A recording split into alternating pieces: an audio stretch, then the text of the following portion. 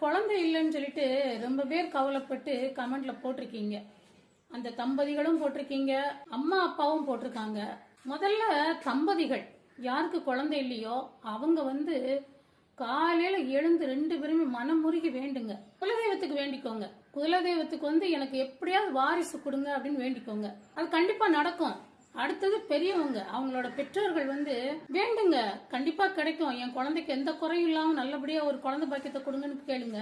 அதே மாதிரி எங்க குழந்தைக்கு தொட்டில் கட்டி போடுறது, கோவில்கள்ல தொட்டில் கட்டி போடுறதுன்னு தெரியலன்னு சொல்லிட்டு நிறைய பேர் சொல்றீங்க.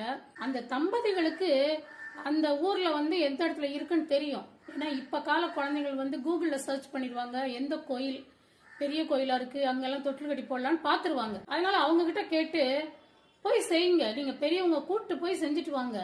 தெரியலையம்மா அப்படின்னு நீங்க வெளியூர்ல இருந்து வந்திருப்பீங்க, உங்களுக்கு தெரியாது. ஆனா இங்க இருக்கிறவங்களுக்கு தெரியும். அந்தந்த இடத்துல உள்ளவங்களுக்கு அந்தந்த கோயில்களை பத்தி தெரியும். அதாவது விருதுநகர் மாவட்டம் ராஜபாளையம் பக்கம் எடுத்துட்டீங்கன்னா இருக்கன்குடி மாரியம்மன் ரொம்ப ஃபேமஸ். அதே மாதிரி அந்த அம்மா நல்ல ஒரு பவர்ஃபுல்லான அம்மா. அந்த கோயில்ல போய் தொட்டில் கட்டலாம். அதே மாதிரிதான் சென்னையில தெரியலன்னு சொல்றீங்க, திருவேற்காடு கருமாரியம்மன் கோவில், மாங்காடு காமாட்சி அம்மன் கோவில், அதே மாதிரி ஈசிஆர்ல பிரித்தேங்கரா தேவி கோவில், இதெல்லாம் விசாரிச்சீங்கன்னா சொல்லிடுவாங்க.